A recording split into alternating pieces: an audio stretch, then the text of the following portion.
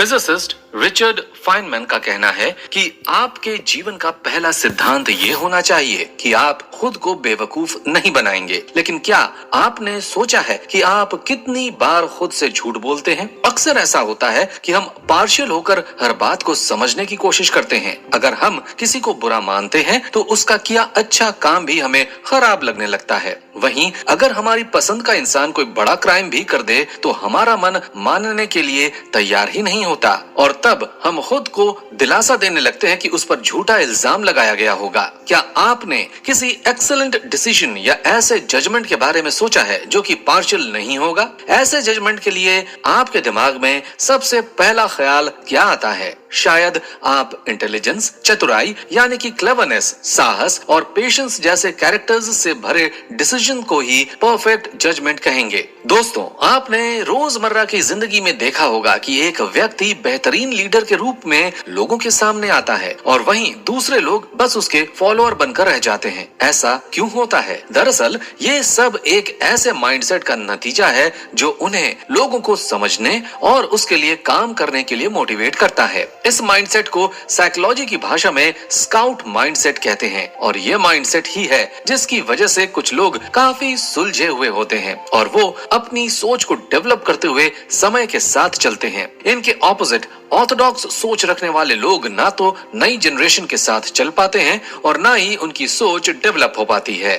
अपनी गलतियों को मानना, उन्हें बिना शर्म के एक्सेप्ट करते हुए उनसे सीखना आसान नहीं होता, लेकिन कुछ लोग बिना किसी हेजिटेशन के ये कर पाते हैं और कुछ नहीं। दरअसल स्काउट माइंडसेट में इस प्रोसेस को अपडेटिंग कहा जाता है। दोस्तों, इस ऑडियो बुक में हम समझेंगे कि कौन से कैरेक्टर हैं जो एक स्काउट की पर्सनालिटी को डेवलप करते हैं, जिसका मतलब है वो माइंडसेट जिसमें आप चीजों को उस तरह से नहीं देखते जैसा आप चाहते हैं, बल्कि उस तरह से देखते हैं जैसी वो रियलिटी में है। फॉर एग्जाम्पल, किसी पुरानी चली आ रही सोच को गलत साबित करना तब तक पॉसिबल नहीं है जब तक आप अपने मन में पूरी तरह से उसके गलत और सही एस्पेक्ट को जान नहीं लेते। ऐसी सोच केवल पुराने रिवाजों या सोच के लिए ही जरूरी नहीं है, बल्कि आज के समय में हमारे पास बहुत सारी नई और पुरानी इंफॉर्मेशंस का लोड है।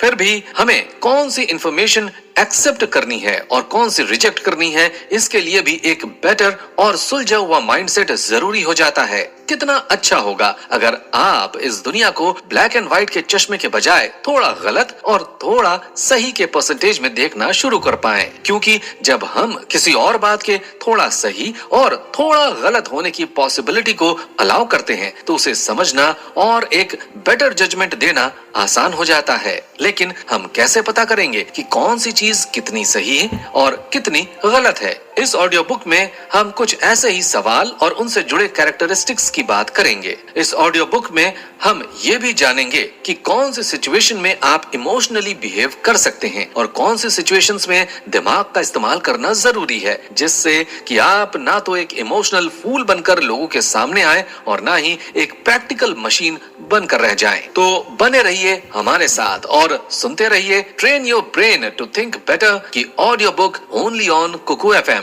सुने जो मन चाहे। दोस्तों, इससे पहले कि हम सफर को शुरू करें, आपकी नॉलेज को भी चेक कर लेते हैं। आपको स्क्रीन पर एक क्वेश्चन दिख रहा होगा जिसके 4 ऑप्शंस में से आपको किसी एक को चुनना है और अपना आंसर कमेंट में बताना है। क्वेश्चन है, क्या है प्रॉब्लम सॉल्विंग स्किल्स? इसका सही जवाब आपको अगले एपिसोड के आखिर में बताया जाएगा। दोस्तों, किसी भी बात को समझने और सोचने के 2 तरीके होते हैं। एक जिसमें आप अपने पुराने थॉट्स से इन्फ्लुएंस होकर सामने आई हुई सिचुएशन के लिए गलत डिसीजन लेते हैं। ऐसे माइंडसेट या तरीके को सोल्जर माइंडसेट कहा जाता है, जहां सिर्फ आपके ईगो या एटीट्यूड को सेटिस्फाई किया जाता है। वहीं दूसरी तरफ आता है स्काउट माइंडसेट, जिसमें लोग पहले से बने थॉट्स को भूलकर बात की तह तक जाने की कोशिश करते हैं। वो अक्सर यकीन करने से पहले ये नहीं सोचते कि क्या मैं इस बात पर यकीन कर सकता हूं, बल्कि इसकी जगह वो सोचते हैं कि क्या मुझे इस बात पर यकीन करना चाहिए।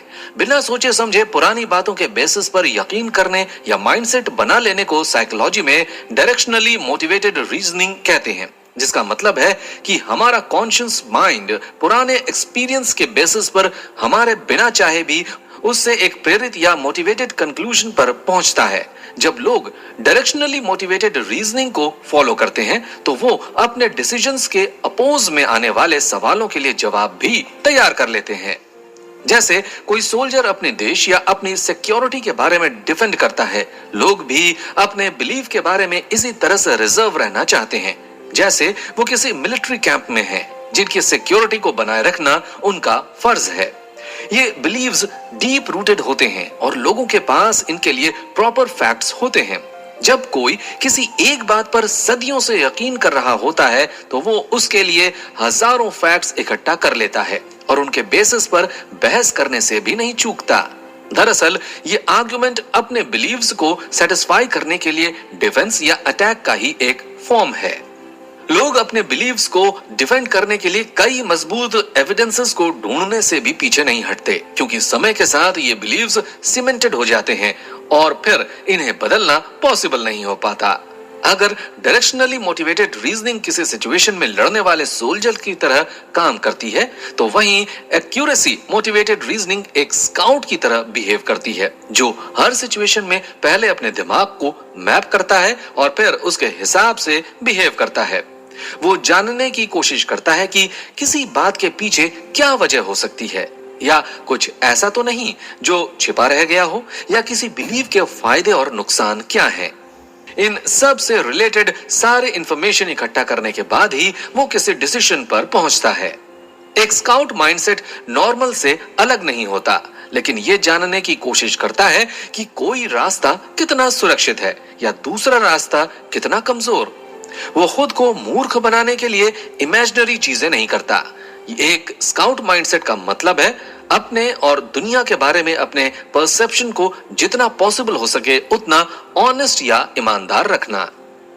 एक स्काउट माइंडसेट में आपके मन में अपने बिलीव्स के लिए कोई डर नहीं होता। अगर आप जान जाते हैं कि आप किसी चीज के बारे में गलत सोचते थे तो आप उसे अपने मन में सुधार भी सकते हैं, क्योंकि आपका माइंडसेट ही है जो आपके फैसले को बना सकता है या बिगाड़ सकता है। लाइफ बहुत सारे जजमेंट्स से मिलकर बनती है और जितना आप रियलिटी के परसेप्शन को इग्नोर नहीं करेंगे या फेक परसेप्शन नहीं बनाएंगे, आपके लिए डिसीजन लेना उतना ही आसान हो जाएगा। स्काउट माइंडसेट लोगों को उनके स्ट्रेस फ्री टेस्ट के लिए मोटिवेट करता है। जबकि कोई व्यक्ति किसी स्टार्टअप के नए प्लान को बनाता है, उस समय ये बहुत हेल्पफुल होता है, क्योंकि आप ही हैं जो अपने प्लान के फेल होने की संभावना को सबसे अच्छी तरह से जानते हैं। ठीक इसी तरह से किसी लॉयर को देखा जाए तो स्काउट माइंडसेट एक अच्छे केस और उसकी ट्रायल के लिए एक गाइड का काम करता है, क्योंकि जब एक लॉयर अपने केस को अच्छी तरह से जानता है तो उसे पता होता है कि अपोजिशन पार्टी का लॉयर किस तरह से बहस कर सकता है और उसके स्ट्रॉन्ग और वीक पॉइंट्स क्या क्या हैं। वहीं अगर वो सोल्जर माइंडसेट से सोचे तो उसके लिए सिर्फ अपने आप को डिफेंड करने में ही सारा समय देना पड़ेगा। यही वजह है कि एक्सपीरियंस्ड लॉयर सेल्फ स्केप्टिसिज्म और ऑब्जेक्टिविटी को सीखने पर जोर देते हैं। उनका मानना है कि यही एक सबसे इंपॉर्टेंट स्किल है जो उन्होंने इतने लंबे समय तक एक्सपीरियंस किया है।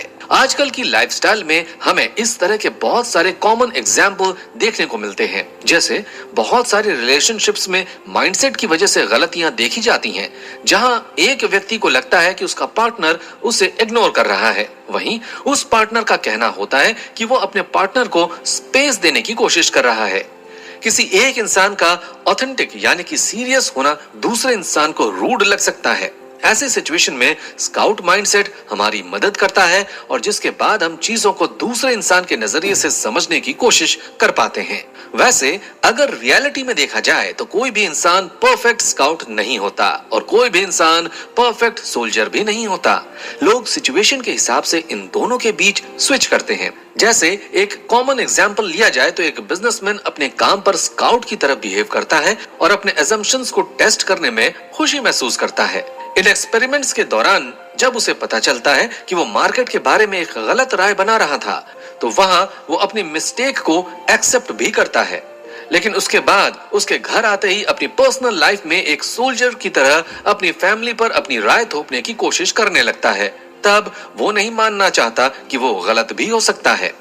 ठीक ऐसे ही एक स्टार्टअप शुरू करने वाला व्यक्ति अपने दोस्तों से बात करते समय अपने प्लान के सही या गलत होने को डिस्कस करता है और तब वह स्काउट माइंडसेट फॉलो कर रहा होता है। वहीं अगले दिन ऑफिस जाते ही वो अपने शेयर होल्डर के साथ उन प्लान्स की खूबियां गिनाने लगता है। इसका मतलब है कि हम सब अपनी लाइफ में स्काउट और सोल्जर का मिक्सचर हैं, लेकिन कुछ लोग कई मायनों में दूसरों से कहीं ज्यादा बेहतर स्काउट होते हैं, जो सच को जानने की कोशिश करते हैं, चाहे वो सच उनके बिलीव को सेटिस्फाई करे या ना करे, क्योंकि वो अपनी गलतियां ढूंढने में यकीन रखते हैं। तो दोस्तों, इस एपिसोड में हमने सोल्जर माइंडसेट को समझने की कोशिश की और जाना कि वो कौन सी चीज है जो हमें अपनी सोच को हमेशा ऊपर रखने और उसके बेसिस पर फैसले लेने के लिए मोटिवेट करती है। लेकिन अगर स्काउट माइंडसेट इतना ही अच्छा है तो लोग इसे हमेशा यूज क्यों नहीं करते? अगले एपिसोड में हम यही समझने की कोशिश करेंगे। ओनली ऑन कुकू एफएम, सुने जो मन चाहे। दोस्तों, पिछले एपिसोड में पूछे गए सवाल का जवाब है ए, प्रॉब्लम्स को सॉल्व करने की क्षमता। चलिए आप स्क्रीन पर दिख रहे दूसरे सवाल का जवाब सोचिए और कमेंट करके बताइए। क्वेश्चन है, स्काउट माइंडसेट क्या है? इसका सही जवाब आपको अगले एपिसोड के आखिर में मिल जाएगा।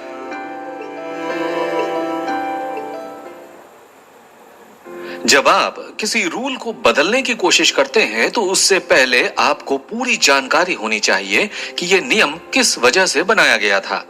मान लीजिए कि आप किसी रोड पर चल रहे हैं जिसके आसपास लोहे के तारों से फेंसिंग की गई है। आपको उस समय उसका कोई रीजन नहीं दिख रहा।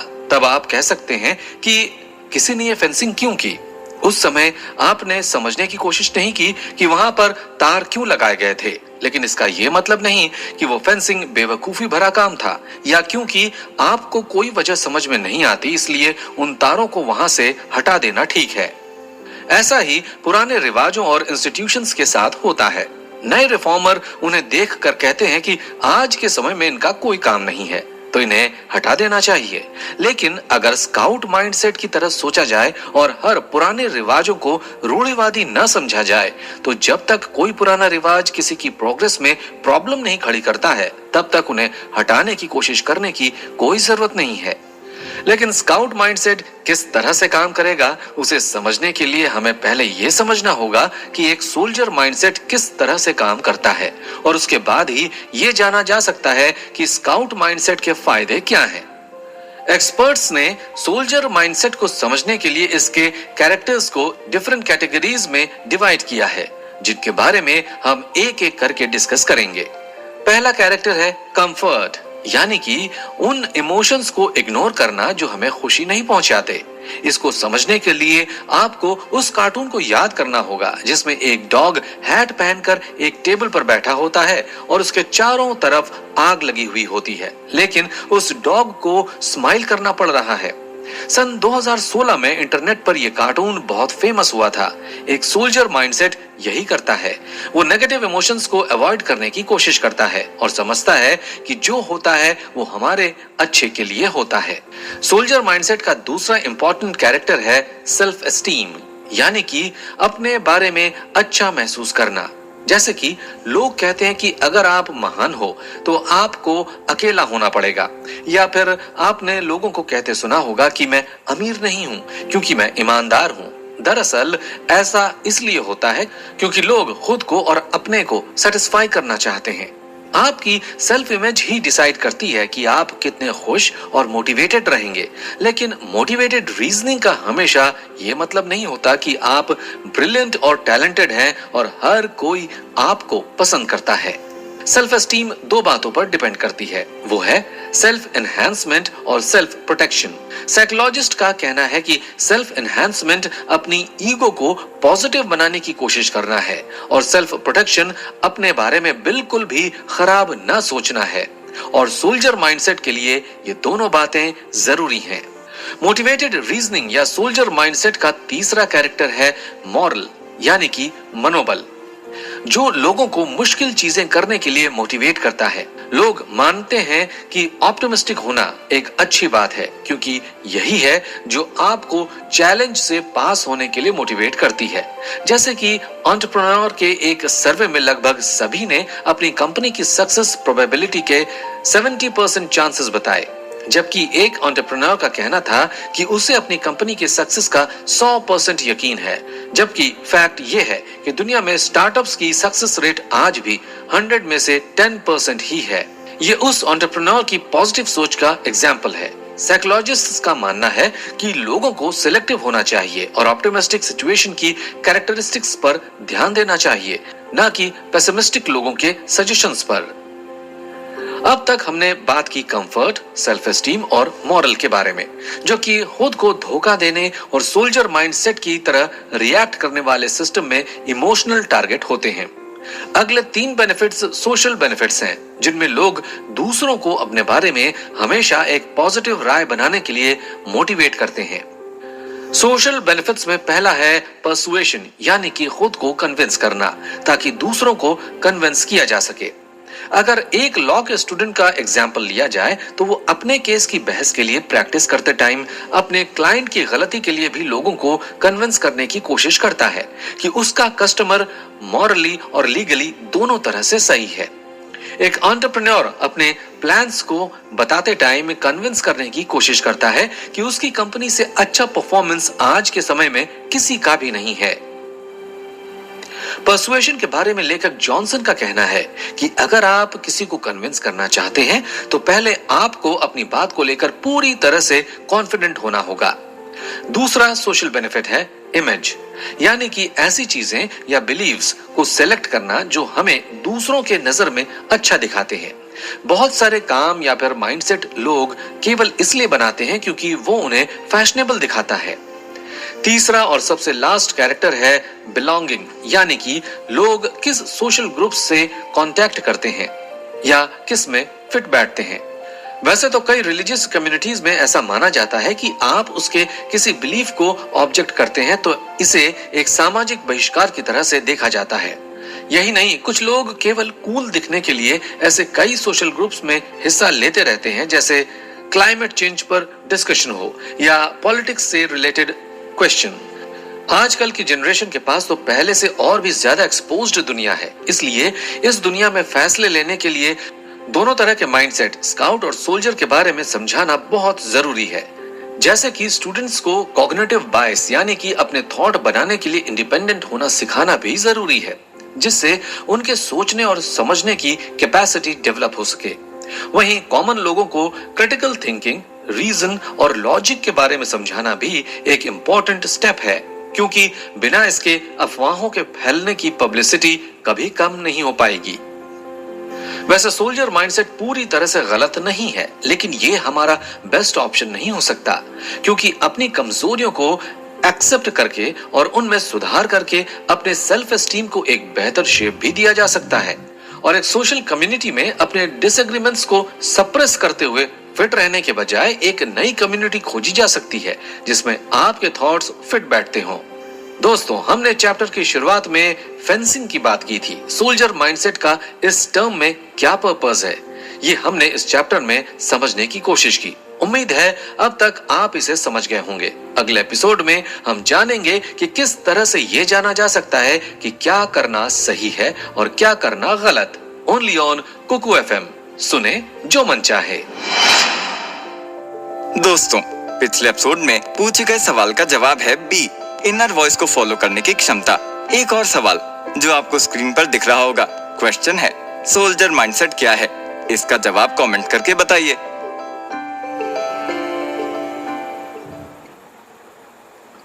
सोल्जर माइंडसेट का यूज करके लोग अपने सेल्फ एस्टीम को बढ़ावा देने, अपने कंफर्ट के बाहर न जाने और अपने मनोबल को प्रिजर्व करने का काम करते हैं। इससे उनकी इमेज भी अट्रैक्टिव बनती है और वो सोशल ग्रुप में फिट होने की कोशिश करते हैं। लेकिन एक स्काउट माइंडसेट में पहला सवाल बिलीफ से जुड़ा नहीं होता, वो हमेशा जानने की कोशिश करता है कि क्या ये सच है, और इसे समझते हुए उसे दूसरी बहुत सारी बातें आसानी से समझ आ जाती हैं।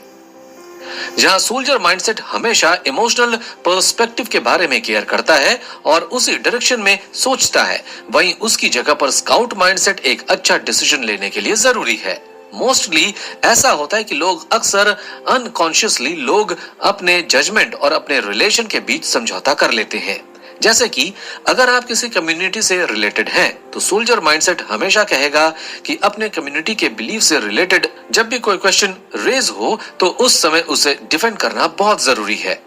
जबकि ऐसा भी किया जा सकता है कि उन बिलीव्स को फॉलो करते हुए उन्हें सही या गलत साबित किया जाए। इससे लोग टाइम के साथ चलना सीख सकते हैं। अक्सर लोग जजमेंट और मॉरल के बीच भी समझौता करते हैं, जैसे कि अगर किसी पर्सन के पास कोई आइडिया है तो उसके पास हमेशा दो ऑप्शंस हैं, या तो वो उसके पॉजिटिव साइड पर फोकस करे या फिर उसकी डाउन साइड्स को जानकर एक बेटर प्लान तैयार करे जिससे उसके फेल होने की पॉसिबिलिटी कम से कम हो। लेकिन आमतौर पर ऐसा होता है कि इस सिचुएशन में लोग सोल्जर माइंडसेट को फॉलो करते हैं और अपने इमोशनल और सोशल गोल के रास्ते पर आगे बढ़ते हैं। इस सिचुएशन में वे सही रास्ता चूज करने के बजाय खुद को उसी आइडिया पर स्टक रखने की कोशिश करते हैं। वैसे तो लोग अनकॉन्शियसली स्काउट माइंडसेट और सोल्जर माइंडसेट के बीच स्विच करते रहते हैं, लेकिन ये जितना एफिशिएंटली होगा उतना ही बेहतर रहेगा। क्योंकि कितना अच्छा होगा अगर आपको पता हो कि झूठ पर भरोसा करने के बाद आपको कितना भुगतान करना पड़ेगा, और बेनिफिट्स के बारे में सच जानकर आप उनमें हुई कमियों को दूर करके कितना प्रॉफिट गेन कर पाएंगे। ह्यूमन माइंड की इन डिसीजंस को समझने की एबिलिटी को रैशनली इरैशनल हाइपोथेसिस कहते हैं, जहां रैशनल वर्ल्ड को दो तरह से एक्सप्लेन किया गया है। पहला, उन बिलीव्स को जानना जो पूरी तरह से जस्टिफाइड है, और दूसरा, उन बिलीव्स का अपने गोल्स को अचीव करने के लिए अच्छी तरह से यूज करना। रैशनली इरैशनल होने का मतलब है कि आप अनकॉन्शियसली ये चूज करने में परफेक्ट हो जाते हैं कि किस टाइम आपका जजमेंटल हुए बिना सोशल और इमोशनल गोल्स को अचीव करना जरूरी है, और कब आपको इन दोनों यानी कि सोशल और इमोशनल ध्यान रखे बिना जजमेंटल होना जरूरी है। लेकिन बहुत से लोग रैशनली इरैशनल नहीं हो पाते, और इसी वजह से वो लोग सोल्जर माइंडसेट को ओवर वैल्यू और स्काउट माइंडसेट को अंडर वैल्यू करते हैं। क्योंकि सोल्जर माइंडसेट के फायदे बहुत जल्दी दिखाई देते हैं और स्काउट हैबिट्स को बिल्ड करने में उतना ही ज्यादा समय भी लगता है। वैसे तो इंसानों के सबसे फास्ट अर्निंग एस्पेक्ट में से एक है अपने खुद के गोल के लिए लापरवाह रहना। जैसे ये आम बात है कि लोग जिम मेंबरशिप के लिए पे करते हैं और फिर वहां जाने में उन्हें आलस आता है, या फिर इसी तरह डाइटिंग शुरू करते समय रहने वाला जोश दूसरे दिन ही खत्म हो जाता है। डेडलाइन से पहली वाली रात तक हम किसी काम को खत्म करना जरूरी नहीं समझते और फिर उस दिन अपने आप को और अपने काम को कोसते हैं। ये इसलिए होता है क्योंकि हम शॉर्ट टर्म फायदों के बारे में बहुत ज्यादा सोचते हैं और लॉन्ग टर्म कॉन्सिक्वेंसेस के बारे में लापरवाह रहते हैं। और यही सोल्जर माइंडसेट है जिसमें लोग इंस्टेंट फायदों के बारे में सोचते हैं और ऐसी आदतें डेवलप करते हैं जो लॉन्ग टर्म में ना तो उन्हें हेल्प कर पाती हैं और ना ही एक बैलेंस्ड लाइफ को शो करती हैं। अपनी सक्सेस के बारे में ओवर ऑप्टिमिस्ट होना आपको एक बार बहुत सारा मोटिवेशन दे सकता है, लेकिन यह मोटिवेशन टाइम के साथ कम होता जाता है और कभी कभी ये बैकफायर भी करता है। स्काउट हैबिट को बनने में समय लगता है और ये धीरे धीरे डेवलप होती है।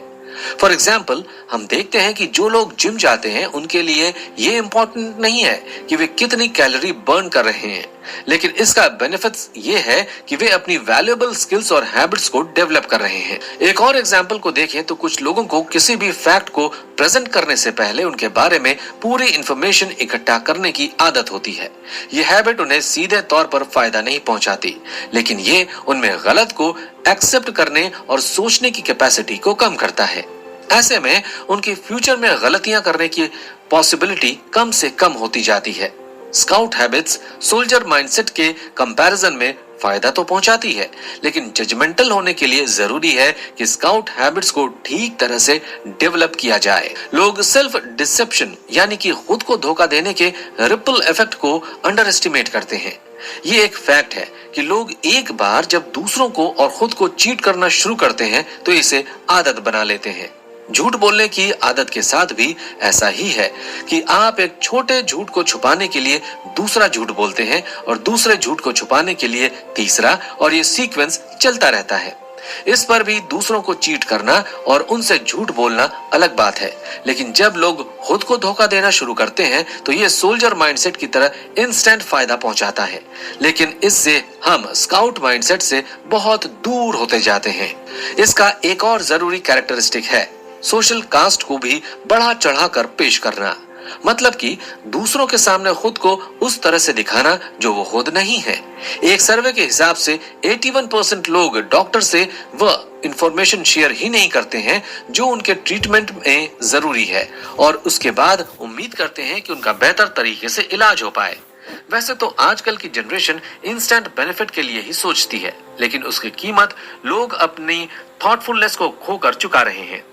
लोग उन्हें किस तरह से जज करेंगे इस बात को वो ओवर एस्टिमेट करते जाते हैं, और इसी दिखावे की वजह से लोग अपने क्लियर विजन के एक्सचेंज में short term emotional social rewards को चूज करते हैं। अगर हम स्काउट माइंडसेट पर सोल्जर माइंडसेट के कंपैरिजन में ज्यादा ध्यान दें तो हमारा ब्रेन बेटर डिसीजन लेना सीख सकता है। आजकल के मॉडर्न वर्ल्ड में लोगों के पास कई चीजों को फिक्स करने के बेहतर ऑप्शन हैं। एग्जाम्पल के लिए लोग तरह तरह की किताबों को पढ़कर, ट्यूटोरियल में जाकर या ट्यूटर हायर करके भी उन्हें सीख सकते हैं, और इस बहुत सारी अपॉर्चुनिटी और इंफॉर्मेशन लोड के समय में स्काउट माइंडसेट पहले से भी बहुत ज्यादा यूजफुल होता है। अगले एपिसोड में हम जानेंगे स्काउट माइंडसेट के कैरेक्टर्स के बारे में, तो सुनते रहिए कुकू एफएम। कभी कभी लोगों को अपने आर्गुमेंट्स सही लगते हैं, उन्हें लगता है कि दूसरों के कंपैरिजन में उनका साइड ही सही है, और इसे ही मोटिवेटेड रीजनिंग कहा जाता है। इसे समझने के लिए चलिए एक एग्जाम्पल की बात करते हैं। मान लीजिए किसी कंपनी के बॉस या मैनेजर को लगता है कि वो एक ऑब्जेक्टिव पर्सन है और उसके व्यूज हमेशा सही होंगे, और बाकी सभी लोग जो उसकी तरह नहीं सोचते हैं वो हमेशा उससे डिसएग्री ही करेंगे। या फिर किसी साइंटिस्ट का ऐसा मानना कि जो चीज वो अपनी आंखों से नहीं देखता वो उस पर भरोसा नहीं करेगा। अब इसमें दोनों ही लोग सेल्फ बिलीव से पूरी तरह मोटिवेटेड हैं और उन्हें दूसरों की थिंकिंग से कोई फर्क नहीं पड़ता। लेकिन ये ऑब्जेक्टिव थिंकिंग या मोटिवेटेड रीजनिंग स्काउट माइंडसेट से दूर ले जाती है। स्मार्ट और नॉलेजेबल होना आपको स्काउट नहीं बना देता, उसके लिए आपको एक बात के हर एस्पेक्ट से सोचना और समझना आना चाहिए। एक हाई आईक्यू और एक एडवांस डिग्री लोगों को क्वेश्चन सॉल्व करने की या फिर किसी को अपना पैसा कहाँ इन्वेस्ट करना चाहिए इसका आइडिया दे सकती है, लेकिन बायस्ड रहे बिना आपकी या स्मार्टनेस आपके जजमेंट को स्ट्रांग नहीं बनाती, और स्ट्रांग जजमेंट न कर पाना ही बताता है कि आप स्काउट माइंडसेट को फॉलो कर रहे हैं। पर अगर ऑब्जेक्टिव होना या स्मार्ट और नॉलेजेबल होना ही एक इंसान को स्काउट नहीं बनाता, तो फिर ऐसा क्या है जिसे फॉलो करके आप एक स्काउट माइंडसेट डेवलप कर सकते हैं? एक्चुअली रियल लाइफ में स्काउट माइंडसेट को प्रैक्टिस करना ही लोगों को स्काउट बनाता है। इस एपिसोड में हम उन्हीं 5 कैरेक्टरिस्टिक्स को कुछ सवालों से समझने की कोशिश करेंगे जो किसी इंसान के स्काउट माइंडसेट को शो करते हैं। ये कैरेक्टर्स बताते हैं कि क्या कोई इंसान तब भी सच जानने की कोशिश करेगा जब उसके लिए फेवरेबल नहीं होगा, क्योंकि यही तो स्काउट माइंडसेट का सबसे इंपॉर्टेंट पहलू है। पहला सवाल है कि क्या जब किसी व्यक्ति को पता चलता है कि दूसरा इंसान सही था तो वह उसे बताता है? अगर हाँ, तो ये कैरेक्टर शो करता है कि वो इंसान जो लोगों को अपनी गलती के बारे में बता सकता है वो सच को एक्सेप्ट करने में कभी पीछे नहीं होगा। दूसरा सवाल है कि कोई व्यक्ति पर्सनल क्रिटिसिज्म पर किस तरह से रिएक्ट करता है। जब लोग खुद की आलोचना यानी कि क्रिटिसिज्म सुनने की कैपेसिटी रखते हैं तो वह दूसरों को ब्लेम करने या क्रिटिसाइज करने से पहले सच जानना पसंद करते हैं। तीसरा सवाल है कि क्या वो व्यक्ति कभी खुद को गलत साबित करता है, क्योंकि ये एक मुश्किल काम है, क्योंकि खुद को गलत साबित करना यानी कि सच को स्वीकार करना और अपनी सेल्फ एस्टीम को धोखा देने से बचना। चौथा सवाल है क्या वो अपने आप को मूर्ख बनाने से पीछे हटता है, और पांचवा सवाल है कि क्या उनके पास कोई अच्छा क्रिटिक यानी कि आलोचक है, क्योंकि एक अच्छा आलोचक आपको गलत काम करने से हमेशा रोकता है। इन सब साइंस के अलावा एक सबसे बड़ा साइन है कि क्या आप उन सिचुएशन के बारे में सोच सकते हैं जिसमें आप सोल्जर माइंडसेट को फॉलो कर रहे थे, क्योंकि कभी कभी लोग इस पर ध्यान नहीं दे पाते, लेकिन अपनी बायसनेस को स्पॉट करना इजी नहीं है। इसलिए चलिए अब समझते हैं कि अपनी बायसनेस को किस तरह से नोटिस किया जाए। अक्सर ऐसा होता है कि लोग अपने दोस्त या पसंदीदा इंसान की गलती को भी पॉजिटिव वे में लेते हैं, वहीं जो व्यक्ति उन्हें पसंद नहीं, उसकी सेम गलती पता चलने पर भी उसे बुरा भला कहते हैं।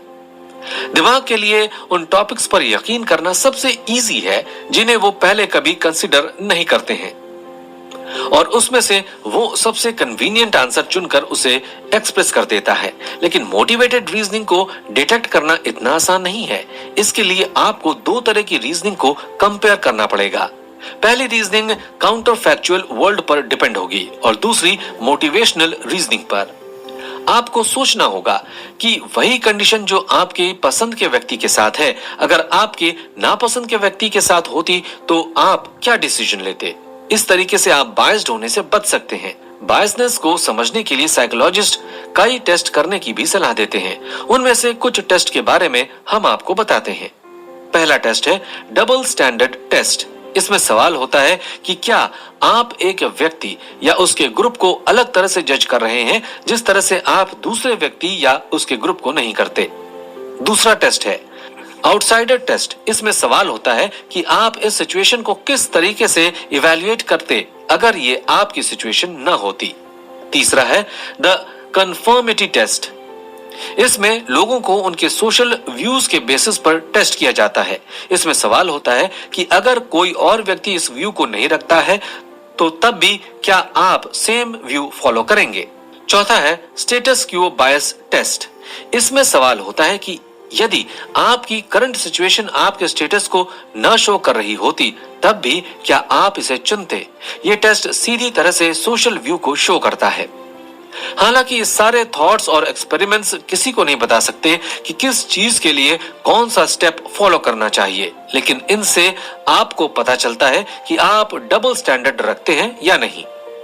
इन एक्सपेरिमेंट्स से केवल ये पता चलता है कि रीजनिंग किस तरह से चेंज होती रहती है और वे अपनी बात को लेकर कितने श्योर हैं। अधिकतर लोगों से ये पूछने पर कि क्या उन्हें कोई डाउट है, या तो वो ना में आंसर करते हैं या फिर हाँ में। इस हाँ का मतलब होता है 100%। लेकिन एक स्काउट की तरह सोचने का तरीका इस तरह का नहीं होता। यहाँ 100% श्योर न होने का फायदा ये होता है कि आपके पास हमेशा सच जानने का और चीजों को समझने का स्कोप होता है। दोस्तों, पिछले एपिसोड की शुरुआत में हमने मोटिवेटेड रीजनिंग की बात की थी। डिसअपॉइंटमेंट से दूर रहकर और चीजों को एक अच्छे नजरिए से देखकर हम मोटिवेटेड रीजनिंग से बच सकते हैं। इसके लिए लोगों को केवल दुनिया को देखने के तरीके को बदलना होगा। उन्हें समझना होगा कि हर चीज उनके अपोज में नहीं है और हर तरफ निराशा या फेलियर ही नहीं है। हर चीज को हैंडल किया जा सकता है। किसी भी चीज को फेस करने के ईमानदार तरीके भी लोगों की स्काउट समझ को डेवलप करने में हेल्प करते हैं। वैसे तो लोग अपनी डेली लाइफ में जिन प्रॉब्लम्स को फेस करते हैं वो इतनी बड़ी नहीं होती। शायद ही कभी हर इंसान लाइफ थ्रेटनिंग प्रॉब्लम फेस करता है, लेकिन माइंडसेट और सेल्फ एस्टीम से जुड़े ट्रेंड अक्सर हर इंसान के सामने आते हैं और उस वक्त न चाहने वाले कई सारे समझौते भी करने ही पड़ते हैं। आजकल हम हर बात के लिए एक कोपिंग स्ट्रैटेजी तैयार कर लेते हैं। हम मानते हैं कि कोपिंग के लिए सेल्फ डिसेप्शन का यूज किया जाता है, जिसमें लोग सेल्फ जस्टिफिकेशन का यूज करके अपने आप को कन्विंस करते हैं कि उन्होंने सही रास्ता चुना है, और ऐसा करते हुए अपने खराब डिसीजंस पर स्टिक रहते हैं और उन्हीं मिस्टेक्स को दोहराते रहते हैं। ऐसा करने से वो खुद को थोड़े टाइम के लिए सेटिस्फाई तो कर लेते हैं, लेकिन उनमें चेंज की पॉसिबिलिटी कम होती जाती है और वो मोटिवेटेड रीजनिंग की तरफ बढ़ने लगते हैं। लेकिन स्काउट्स डर, इनसिक्योरिटी, एंजाइटी और किसी इमोशंस को सेटिस्फाई करने के लिए मोटिवेटेड रीजनिंग का यूज नहीं करते। वो एक ऐसी कोपिंग स्ट्रेटजी ढूंढने की कोशिश करते हैं जो उनके जजमेंट को अफेक्ट ना करे। जैसे ही लोगों की लाइफ में कोई नेगेटिव इमोशन आता है, वो ऐसी बातों को ढूंढना शुरू करते हैं जो उन्हें अच्छा महसूस कराए। लेकिन एक स्काउट माइंडसेट कोपिंग स्ट्रेटजी के तौर पर इस तरह से सोचता है कि मैंने पहले भी ऐसी प्रॉब्लम्स को फेस किया है, और इस तरह से वो सेल्फ डिसेप्शन से बच जाता है। और भी कई तरीके हैं जो लोगों को एक अच्छी कोपिंग स्ट्रेटजीज तैयार करने में मदद कर सकते हैं, जैसे कि अपनी प्रॉब्लम को समझने और लोगों के सामने उसे रखने का ब्लूप्रिंट या प्लान तैयार करना। ऐसे में लोग ईमानदारी से उस नेगेटिव सिचुएशन को फेस कर पाते हैं जो अचानक से उनके सामने आ सकती है। या दूसरा तरीका हो सकता है कि किसी और गोल की तरफ फोकस कर लेना। ऐसे सिचुएशन में लोग सेल्फ डिसेप्शन से बचकर अपनी सिचुएशन को फेस कर सकते हैं। या फिर एक और तरीका है अपनी सिचुएशन को लेकर यह सोचना कि और भी कितना बुरा हो सकता है। यहाँ सेल्फ डिसेप्शन से बचा भी जा सकता है और लोग दूसरे नेगेटिव इमोशंस को फेस करने के लिए भी तैयार हो सकते हैं। प्लान बनाना और अपने गोल्स को बदलना, ये दोनों कुछ ऐसे तरीके हैं जिनको स्काउट अपने इमोशंस को मैनेज करने के लिए यूज करते हैं। अलग अलग लोगों के लिए अलग अलग स्ट्रेटेजी काम करती है। जैसे कि कोई इंसान अपने क्रिटिसिज्म को फेस करने के लिए क्रिटिसाइज करने वाले इंसान के टूवर्ड्स थैंकफुल होता है, वहीं दूसरा इंसान अपने करंट प्रॉब्लम को फेस करने के बाद खुद को कहता है कि वो आगे फ्यूचर में इसमें सुधार करेगा और बेहतर करने की कोशिश करेगा। प्रैक्टिस के साथ लोग अपने खुद की कोपिंग स्ट्रेटजीज की टूल किट तैयार कर सकते हैं। इसलिए किसी एक डिसीजन पर सेटल होना आपके क्लियर विजन को नुकसान पहुंचा सकता है, जबकि अपने इमोशनल कंफर्ट के लिए इस नुकसान को झेलने की आपको बिल्कुल भी जरूरत नहीं है। जीवन में सब कुछ एक रिस्क है, लेकिन अगर आप किसी गोल को फॉलो करना चाहते हैं तो आपको उसे पूरा करने की कोशिश करनी चाहिए। और इसके लिए आपका जानना जरूरी है कि कैसे सेल्फ डिसेप्शन के बिना भी खुद को मोटिवेट किया जा सकता है। इसे सक्सेस का सेल्फ बिलीफ मॉडल भी कह सकते हैं। अगर कोई खुद को समझाता है कि वो सक्सेसफुल होगा तो वो प्रैक्टिस करने और विनर्स के सामने टिके रहने के लिए मोटिवेटेड रहता है, और यहाँ उसका ऑप्टिमिज्म सेल्फ डिपेंडेंट होगा। वहीं अगर वो आने वाली प्रॉब्लम और विनर्स के बारे में सोचेगा तो ये उसे डिस्करेज करने का काम करेगा।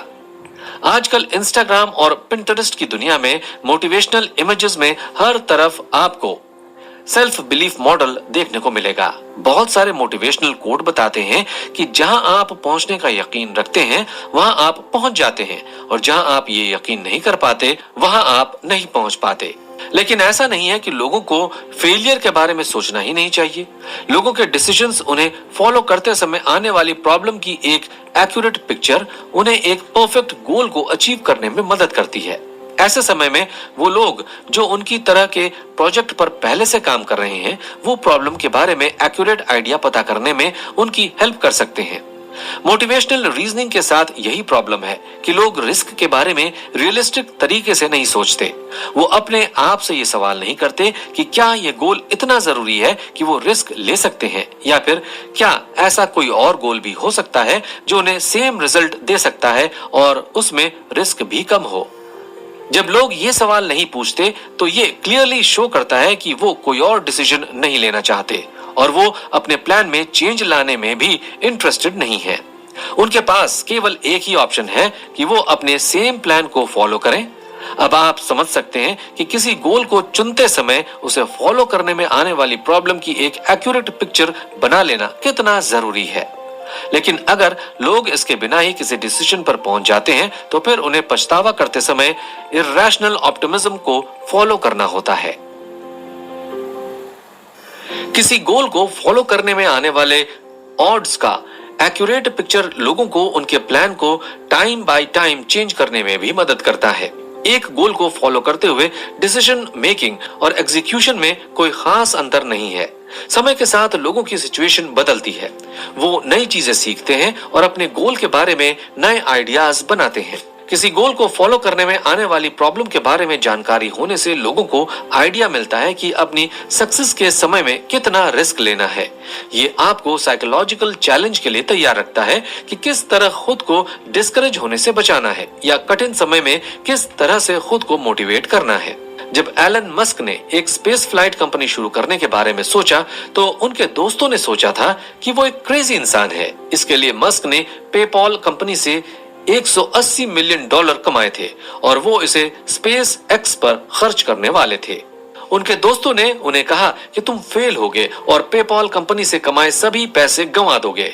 बहुत सारे नए स्टार्टअप की कहानियों की शुरुआत में अक्सर ऐसा ही होता है, लेकिन मस्क अपने इरादे से नहीं हटे, क्योंकि अपने मन में वो जानते थे कि उन पर यकीन न करने वाले लोग गलत हैं। और अब आजकल के समय में एक्स क्राफ्ट के बारे में सभी अच्छी तरह से जानते हैं। 2 साल बाद मस्क ने बचे हुए पेपॉल कंपनी के प्रॉफिट्स को टेस्ला में इन्वेस्ट करने के बारे में सोचा, जिसकी सक्सेस का केवल 10% चांस था। इतने कम सक्सेस प्रोबेबिलिटी के बाद भी मस्क के इन्वेस्टमेंट के स्टेप ने लोगों को सरप्राइज कर दिया था, क्योंकि लोगों को लगता है कि किसी काम को करने का केवल एक ही रीजन होता है कि वो सफल होगा। लेकिन स्काउट्स इस थॉट से मोटिवेटेड नहीं होते, बल्कि वो उस प्लान को फॉलो करना पसंद करते हैं जिससे उन्हें ज्यादा से ज्यादा फायदा हो सकता है। वैसे भी लोग हमेशा एक एस्टिमेशन लगा ही पाते हैं, तो फिर कुछ नहीं से तो कुछ प्रॉफिट बहुत बेहतर है। जैसे कि एलन मस्क ने टेस्ला की सक्सेस के 10% पॉसिबिलिटी को और 90% फेल होने की पॉसिबिलिटी पर अपना दांव लगाया, लेकिन सक्सेस के फायदे ज्यादा थे और ये फायदे पैसों से ज्यादा मेन स्ट्रीम में इलेक्ट्रिक कार को लाने के आइडिया के बारे में थे। अगर टेस्ला फेल भी होती तो लोगों के सामने फॉसिल फ्यूल से हटकर एक ऑप्शन रह जाता और इलेक्ट्रिक कार के बारे में बना फॉल्स परसेप्शन कि electric cars normal fuel cars से धीमी चलती है, वो भी दूर हो जाता। ऐसा ही स्टेप एक्स के साथ था। सक्सेस के 10% चांस के बाद भी सक्सेस का फायदा फेलियर से कहीं ज्यादा था। एलन मस्क कहते हैं कि अगर हम किसी चीज को थोड़ा भी आगे ले जा सके तो शायद कोई दूसरी कंपनी इसे और आगे बढ़ाए। वैसे भी बाद में टेस्ला और स्पेस एक्स दोनों उनके लिए अच्छी शर्तें साबित हुई। लोग डेली लाइफ में भी इस तरह की कई शर्तों का सामना करते हैं और जितना ही वो उनकी पॉजिटिव एक्सपेक्टेड वैल्यू के बारे में समझते हैं, उतना ही उन्हें उसके लिए कॉन्फिडेंस आता है। सक्सेस और फेलियर के बीच के वेरिएंट्स लोगों को अपने थॉट्स के बारे में रियलिस्टिक रहने में भी हेल्प करता है, क्योंकि हर प्लान में सक्सेस और फेलियर की पर्सनैलिटी होती ही है। उसके बारे में तैयार रहने से रिजल्ट में आने वाला फ्लक्चुएशन आपको मेंटली डिस्टर्ब नहीं करेगा। जितना लोग शर्तों के वैल्यू के बारे में सोचते हैं, सक्सेस और फेलियर के बीच का डिफरेंस कम होने लगता है। किसी गोल के लिए पूरी तरह से लक को जिम्मेदार ठहराना ठीक नहीं होता। वैसे भी लोगों को लक और डिसीजन मेकिंग को अलग करके ही देखना चाहिए। 1994 में जेफ बेजोस न्यूयॉर्क में इन्वेस्टर के तौर पर अच्छी जॉब कर रहे थे, लेकिन वो उस समय मार्केट में आई एक नई चीज इंटरनेट को लेकर बहुत एक्साइटेड थे। वो उस पर एक कंपनी लॉन्च करना चाहते थे, लेकिन वो इसके बीच आने वाली ऑड्स की एक क्लियर पिक्चर चाहते थे, क्योंकि एस्टिमेशन के हिसाब से लगभग 10% इंटरनेट स्टार्टअप सक्सेसफुल बिजनेस में बदल पाते हैं। बेजोस ने अपने स्किल लेवल और बिजनेस आइडिया के बारे में सोचा और खुद को सक्सेस का 30% चांस दिया। उन्होंने सोचा कि जब वो 80 साल के होंगे और पीछे मुड़कर देखेंगे कि उन्होंने अपनी लाइफ में किस तरह के डिसीजन लिए, तो उन्हें ट्राई न करने का ज्यादा अफसोस होगा और अगर वो फेल होते हैं तब भी उन्हें उतना दुख नहीं होगा। जिसके बाद उन्होंने नौकरी छोड़ने और कंपनी शुरू करने का डिसीजन लिया। रिजल्ट आज अमेज़न को हर कोई जानता है। दोस्तों, मोटिवेशन का सेल्फ बिलीफ मॉडल मानता है कि अगर आप फेल होने की पॉसिबिलिटी को एक्सेप्ट करेंगे तो आप रिस्क लेने से डरेंगे, लेकिन असल में ये दूसरी तरह से काम करता है। फेल होने की पॉसिबिलिटी को पहले ही एक्सेप्ट कर लेना लोगों को बोल्ड बनाता, डरपोक नहीं, और इसी की वजह से लोग बड़े गोल्स को पूरा करने के लिए स्टेप्स लेने का साहस जुटा पाते हैं। जो लोग हार्ड प्रोजेक्ट पर काम करते हैं वो फेलियर के रिस्क को लेकर कॉन्शियस रहते हैं। सुबह उठने से लेकर अगले हफ्ते की मीटिंग या अगले महीने के प्रोजेक्ट के बारे में जानकारी जैसी सभी चीजें जो उन्हें मोटिवेटेड रखती हैं, वो उनका ध्यान रखते हैं। जिन मोमेंट्स में वो ये तय कर रहे होते हैं कि किस रिस्क को एक्सेप्ट करना है और किसे नहीं, असल में तब वो अपनी लाइफ की चॉइसेस को शो करते हैं। किसी प्लान की कंडीशंस को पहले से जानना लोगों को एक बेहतर मेंटल स्टेट में पहुंचाता है। अगर कुछ बुरा होता है तो उनके दिमाग में हमेशा रहता है कि इसके बारे में मैं जानता था कि ऐसा भी हो सकता है। इस एपिसोड में हमने डिस्कस किया कि किस तरह से कोपिंग स्ट्रेटजीज हमें एंजाइटी, डिसअपॉइंटमेंट, दुख और मेंटल डिसऑर्डर्स से डील करने में हमारी हेल्प करती है। कुछ कोपिंग स्ट्रेटजीज सेल्फ डिसेप्शन को इंक्लूड करती है और कुछ नहीं। ऐसा ही अपने आप को फेलियर के समय मोटिवेट करने के तरीके के बारे में है। सोल्जर माइंडसेट लोगों को उन चीजों पर बिलीव करने के लिए मोटिवेट करता है जो सच नहीं है। वो कहता है कि किसी प्रोजेक्ट या प्लान में सक्सेस के अलावा और कोई बात मैटर नहीं करती, क्योंकि अगर आप खुद में यकीन रखते हैं तो सोल्जर माइंडसेट के हिसाब से फेलियर का कोई ऑप्शन ही नहीं है। सोल्जर मॉरल से कुछ टाइम के लिए इफेक्टिव हो सकते हैं, लेकिन ये ऐसे मॉरल हैं जो लोगों को नई इंफॉर्मेशन से दूर रखने और सक्सेस में बिलीव करने की उनकी एबिलिटी पर शक पैदा कर सकते हैं। वहीं स्काउट्स सक्सेस की गारंटी में मोटिवेट नहीं होते, बल्कि वो इस नॉलेज से मोटिवेट होते हैं कि वो एक स्मार्ट बेट लगा रहे हैं। वो सक्सेसफुल होगी या नहीं, इससे उन्हें फर्क नहीं पड़ेगा। अगर किसी शर्त की सक्सेस प्रोबेबिलिटी कम है, तब भी उनकी सक्सेस में होने वाला फायदा ज्यादा है। ये बात उन्हें मोटिवेटेड रखती है। स्काउट माइंडसेट एक रॉबस्ट मॉरल है जो सच से दूर भागने के लिए नहीं कहता, क्योंकि इसके रूट्स सच्चाई में ही छिपे होते हैं। हर एक सक्सेसफुल बिजनेस लीडर के पास एक मजबूत सेल्फ बिलीफ होता है। पिछले एपिसोड में हमने जाना कि किस तरह फंडिंग से पहले जेफ बेजोस ने अपने बिजनेस आइडिया की सक्सेस के 30% चांसेस को एस्टिमेट किया था। लेकिन क्या आपको लगता है कि उन्होंने अपने इन्वेस्टर्स को ये बताया होगा? क्योंकि कोई एक ऐसी कंपनी की शुरुआत के लिए क्यों इन्वेस्ट करेगा जो फेल ही होने वाली है? हालांकि बेजोस बताते हैं कि उन्होंने ये अनसर्टेनिटी अपने इन्वेस्टर्स से शेयर की थी। उन्होंने उन्हें बताया था कि मुझे लगता है कि 70% चांस है कि आपके पूरे पैसे डूब सकते हैं, तो अगर आप इस लॉस को अफोर्ड नहीं कर सकते तो इस बिजनेस आइडिया पर अपने पैसे न लगाएं। इस डेली लाइफ के एग्जाम्पल से देखा जाएगा तो लोग अक्सर ऐसा मानते हैं कि वो अपने ऊपर जितना यकीन करेंगे उतना ही वो दूसरे लोगों को इन्फ्लुएंस कर पाएंगे। कॉन्फिडेंस एक मैग्नेट की तरह काम करता है जो लोगों को आपके ऊपर यकीन करने के लिए इनवाइट करता है। और इस तरह के कई थॉट्स आपने इंटरनेट की दुनिया में लगभग रोज ही नोटिस किए होंगे। लेकिन अगर ऐसा होता तो शायद जेफ बेजोस के आइडिया पर लोग इन्वेस्टमेंट्स न करते। असल में ओवर कॉन्फिडेंस स्काउट माइंडसेट का कैरेक्टर ही नहीं है। दरअसल कॉन्फिडेंस दो तरह का होता है, एपिस्टेमिक कॉन्फिडेंस और सोशल कॉन्फिडेंस। एपिस्टेमिक कॉन्फिडेंस बताता है कि आप सच के लिए कितने श्योर हैं। वहीं सोशल कॉन्फिडेंस, जिसे सेल्फ एश्योरेंस कहते हैं, वो किसी पर्सन की सोशल सिचुएशन के बारे में बताता है कि क्या वो इंसान सुनना पसंद करता है या फिर क्या वो ऐसे काम करता है जिससे वो अपने पोस्ट पर बने रह सके। बहुत सारे लोगों में एपिस्टेमिक कॉन्फिडेंस और सोशल कॉन्फिडेंस दोनों एक पैकेज की तरह साथ में रहते हैं। जैसे कि कोई लीडर अपनी टीम को इंस्पायर करने के लिए उससे बात करता है और बताता है कि उसकी टीम एक्सीड होगी और इस बारे में उसे कोई शक नहीं है। वहीं बहुत सारे ऐसे लोग भी होते हैं जिनमें ये दोनों ही कॉन्फिडेंस नहीं होते और वो हमेशा नर्वस हो जाते हैं। लेकिन लोगों को उनके सोशल कॉन्फिडेंस के बेस पर ही जज किया जाता है, एपिस्टेमिक कॉन्फिडेंस के बेसिस पर नहीं। अगर बात इंप्रेशन की जाए तो सेल्फ एश्योर होना ज्यादा जरूरी है। एक रिसर्च में एक यूनिवर्सिटी के स्टूडेंट्स को छोटे छोटे ग्रुप्स में काम करने के लिए कहा गया और उनके इंटरैक्शन की वीडियो रिकॉर्डिंग की गई। बाद में वीडियो को देखकर हर स्टूडेंट के बिहेवियर को एपिस्टेमिक कॉन्फिडेंस और सोशल कॉन्फिडेंस के एस्पेक्ट में कोड करने की कोशिश की गई। एपिस्टेमिक कॉन्फिडेंस के लिए देखा गया कि कितनी बार उन्होंने अपने एस्टिमेशन में कॉन्फिडेंट होने की कोशिश की और वहीं सोशल कॉन्फिडेंस में देखा गया कि उनमें से कितने लोगों ने डिस्कशन में भाग लिया और इस ड्यूरेशन में वो शांत और रिलैक्स्ड थे या नहीं। बाद में उस वीडियो को दूसरे लोगों को दिखाया गया और उनसे पूछा गया कि इनमें से कौन सा स्टूडेंट आपको कितना कॉन्फिडेंट लगता है।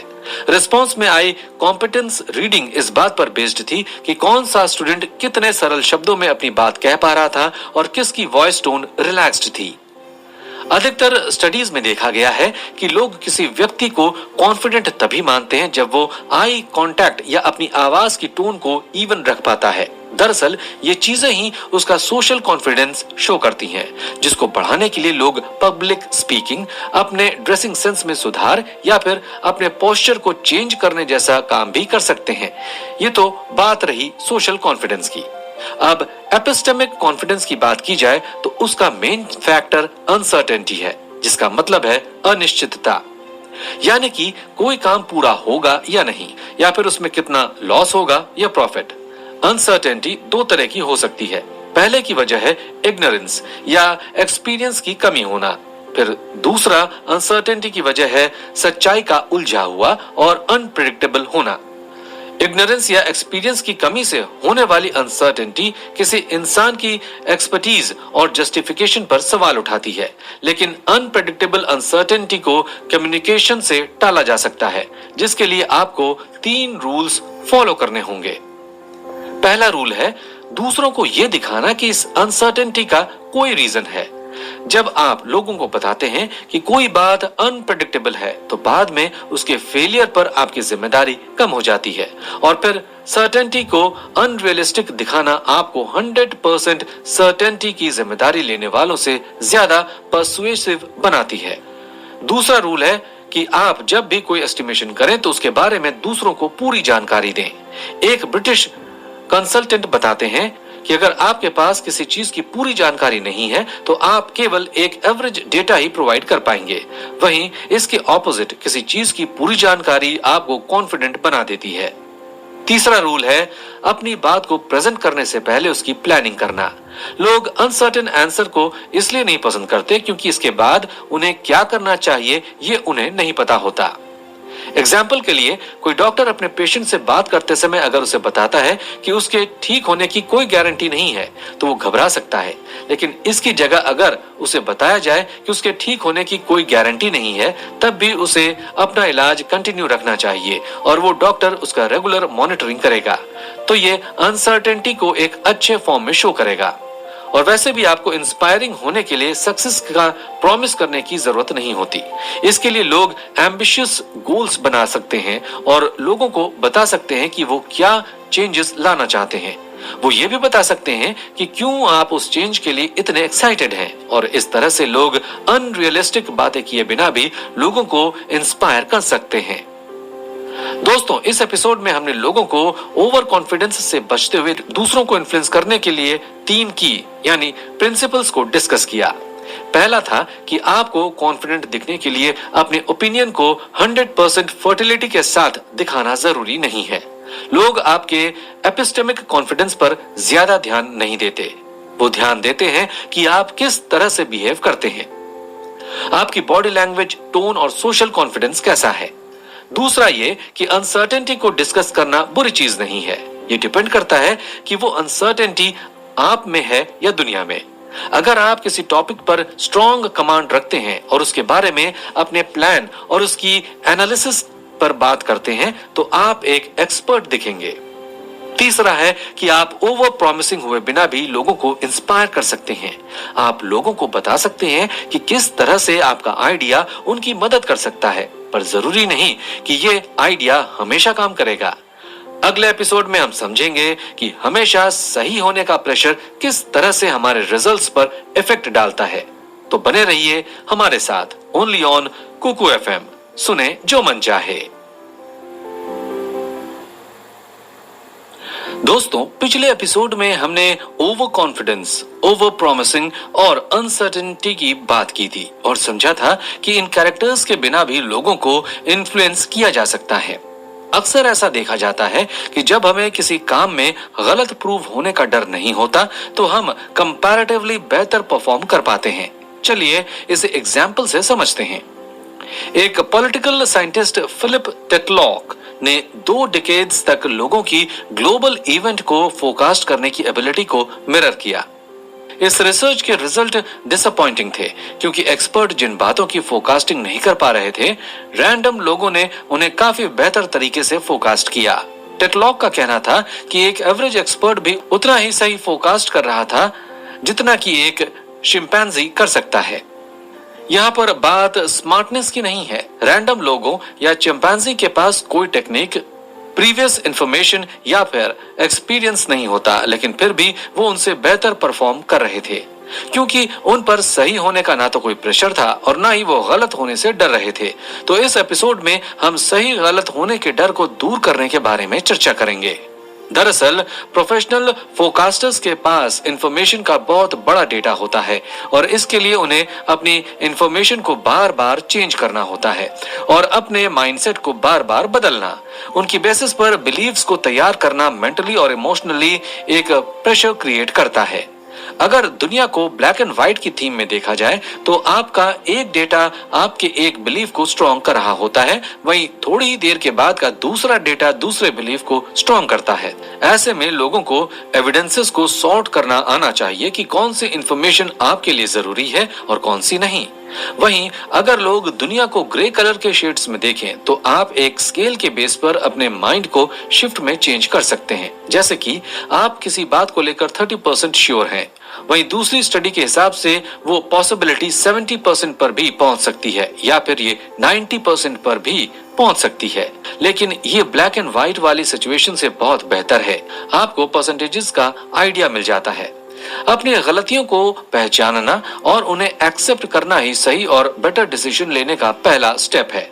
अधिकतर लोग दूसरे लोगों से एक्सपेक्टेशन रखते हैं और उसके बाद जब दुनिया उनकी एक्सपेक्टेशन को वायलेट करती है तो उन्हें इस पर यकीन नहीं होता। वैसे सुपर फोरकास्टर्स अपनी गलतियों से एक अलग रिलेशनशिप रखते हैं। जब भी उनकी प्रेडिक्शन गलत होती है या फिर वो कोई ऐसी प्रेडिक्शन करते हैं जो होनी चाहिए थी पर नहीं हुई, तो वे अपनी प्रोसेस को री-इवैल्यूएट करते हैं जिससे कि पुरानी मिस्टेक्स से मिले लेसन्स से सीखा जा सके। यही वजह है कि सुपर फोरकास्टर्स फोरकास्ट गलत होने पर भी खुश होते हैं, क्योंकि उन्हें लगता है कि इससे वो अपनी टेक्निक सुधार पाएंगे। अब तक हमने ये समझा कि किस तरह से एक स्काउट अपनी गलतियों के बारे में बाकी लोगों के कंपैरिजन में अलग तरह से सोचता है। कोई गलती होने पर वो अपनी ओपिनियन को रिवाइज करता है जिससे कि अपने बिलीव्स के अगेंस्ट एविडेंस इकट्ठा किया जा सके। एविडेंसेस कलेक्ट करने और अपने मिस्टेक्स को रिव्यू करने से उनके स्किल्स में सुधार आता है। ये उन्हें उनकी गलतियों को रियलाइज करने और उसकी वैल्यू समझने में हेल्प करता है। मिस्टेक्स को एडमिट करने से खुद को अपडेट करना और गलतियों से सीखना पॉसिबल हो पाता है। वैसे भी किसी के लिए खुद को गलत कहना आसान नहीं होता, क्योंकि इंसान होने के कारण सबसे गलतियां हो सकती हैं, लेकिन उससे सीखना एक स्काउट माइंडसेट की क्वालिटी को शो करता है। वैसे भी ज्यादातर बार गलतियां होने का मतलब ये नहीं होता कि किसी ने कुछ क्राइम किया है या उसके लिए उसे माफी मांगने की जरूरत है, लेकिन इस बारे में किसी का एटीट्यूड डिफेंसिव या हम्बल भी नहीं होना चाहिए, क्योंकि जब कोई अपनी गलती एक्सेप्ट करने की बजाय उसे डिफेंड करने लगता है तो नॉलेज के अपडेट होने की पॉसिबिलिटी जीरो हो जाती है। वहीं हम्बल अप्रोच खुद की कैपेसिटी को जज करने पर फोकस करने लगती है। जब वही व्यक्ति डिफेंसिव और हम्बल होने की जगह मिस्टेक्स को एज ए फैक्ट मानकर उन्हें अपडेट करने के बारे में सोचना शुरू करता है तो ये प्रोसेस बहुत ही इंटरेस्टिंग होता है। दरअसल अपडेटिंग नई चीज को सीखने और रिवाइज करने के लिए यूज होने वाला एक टेक्निकल टर्म है और अपडेट एक रूटीन है। इससे लोगों को एक्सेप्टेंस और अपनी गलतियों के कन्फेशन में भी हेल्प मिलती है, क्योंकि जब लोग अपने माइंडसेट को या अपने थॉट्स को बदलने के लिए तैयार नहीं होते तब वो बहुत कुछ गलत कर रहे होते हैं। David common Heidi human league नाम के एक एनजीओ के हेड हैं। ह्यूमन लीग को अमेरिका का सबसे इम्पोर्टेंट एनिमल राइट्स ग्रुप कहा जाता है। वो एक्सेप्ट करते हैं कि वो हमेशा ही थोड़ा बहुत गलत रहे हैं। जब भी कोई नया एम्प्लॉय ऑर्गेनाइजेशन को ज्वाइन करता है, कॉमन हेडी उसे बताते हैं कि ह्यूमन लीग किसी पर्टिकुलर एक्टिविज्म पर काम नहीं करता और ना ही वो किसी पर्टिकुलर प्रैक्टिकल अप्रोच के लिए कमिटेड है। उनका सबसे जरूरी मैंडेट है एविडेंसेस को फॉलो करना और वो सब कुछ करना जो एनिमल्स की हेल्प के लिए सबसे ज्यादा जरूरी है। वो कहते हैं कि अगर हम अगले 5 सालों में वही कर रहे हैं जो हम आज कर रहे हैं तो हम फेल हो गए हैं। यही स्काउट माइंडसेट की पहचान है कि वो गलतियों से सीखने का टारगेट लेकर चलता है। कभी कभी ऐसा भी होता है कि लोगों को खुद ही एक तरह की स्ट्रेटेजी को फॉलो करते हुए ही नई स्ट्रेटेजी समझ में आती है और वो उस पर स्विच कर जाते हैं। जैसे ह्यूमन लीग अपने शुरुआती समय में लैब में एनिमल्स को टेस्ट करने का काम करते थे, लेकिन उन्होंने रियलाइज किया कि इस स्ट्रेटेजी से बहुत सारे एनिमल्स अनअफेक्टेड हैं। फिर बाद में उन्होंने फार्म एनिमल्स पर अपने फोकस को स्विच किया और यूनिलीवर कंपनी, जो कि यूनाइटेड स्टेट्स में 95% एग्स की सप्लाई करती है, उसको मेल चिक्स की मास किलिंग न करने के लिए कन्विंस किया। कहने का मतलब है कि ये जानना कि आप गलत हैं बिल्कुल भी मैटर नहीं करता और आपको गलत होने से नहीं रोक सकता, लेकिन ये आपकी एक्सपेक्टेशन को सेट करने की कोशिश करता है, जिससे आप गलत होने और उसे एक्सेप्ट करने को इजी बना लेते हैं। कॉमन हिडी कहते हैं कि अगर आप इस मेंटालिटी के साथ चलते हैं कि जो मैं सोच लूंगा वो सही है, या फिर जो मैं सोच रहा हूं और जो मैं कर रहा हूं वो बहुत जरूरी है और वो ऐसा ही रहेगा, तो नई प्रॉब्लम क्रिएट होती है और इससे कुछ सही होने की पॉसिबिलिटी भी खत्म हो जाती है, क्योंकि तब आप खुद को गलत होने के हॉरर के पीछे खड़ा कर लेते हैं। उम्मीद है कि इस एपिसोड में आपको गलत होने के हॉरर के अगेंस्ट खड़ा होने के बारे में जरूरी जानकारी मिली होगी, क्योंकि ये समझना कि आप गलत थे एक अपडेट है और यह दुनिया के बारे में आपकी एक नई समझ डेवलप करता है। अगले एपिसोड में हम जानेंगे कि किस तरह से कंफ्यूजन आपके डिसीजंस पर इफेक्ट डालता है। हमारी अपने थॉट्स को बदलने की एबिलिटी इस बात पर डिपेंड करती है कि जब दुनिया आपको कंफ्यूज करती है तो आप किस तरीके से रिएक्ट करते हैं। अक्सर ऐसा होता है कि जैसा लोग एक्सप्लेन करते हैं दुनिया का नजरिया उससे काफी अलग होता है। जैसे कोई खुद पर यकीन करता है कि वो बहुत अच्छा टीचर है और अपनी खराब टीचिंग रेटिंग पर कहता है कि उसके स्टूडेंट स्मार्ट नहीं है, वरना वो तो बहुत स्मार्ट और इंटेलिजेंट टीचर है और उसकी टीचिंग स्किल्स स्टूडेंट्स के समझ के लेवल से काफी ऊपर है। कुछ हद तक ये अनअवॉइडेबल है, लेकिन अगर दुनिया में काम करना है तो अपने परसेप्शन को क्वेश्चन करना भी बंद करना होगा। स्पेशली जब मोटिवेटेड रीजनिंग होती है तो लोग इस बात को बहुत सीरियसली ले लेते हैं और अपने आप को ही सही मानते हैं। इस एपिसोड में हम कुछ ऐसे ही एग्जाम्पल्स की बात करेंगे। पहला एग्जाम्पल हम पीकॉक टेल का लेते हैं। चार्ल्स डार्विन ने 1860 में अपने दोस्त को लिखे एक लेटर में बताया था कि मोर के पंख उन्हें बहुत परेशान करते हैं।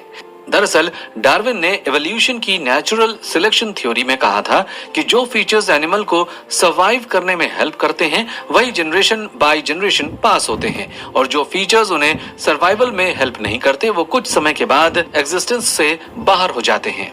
मोर के पंख उसे 5 फीट से ज्यादा ऊपर उड़ने नहीं देते, वो केवल उसका वजन बढ़ाते हैं, जिसकी वजह से प्रेडेटर्स का उस तक पहुंचना पॉसिबल हो पाता है। डार्विन खुद को बहुत ही ज्यादा एनालिटिकल थिंकर नहीं मानते थे, लेकिन बाद में उन्हें एहसास होने लगा कि अगर ऐसा होता तो अब तक मोर के पंख नेचुरल सिलेक्शन के साथ खत्म होते।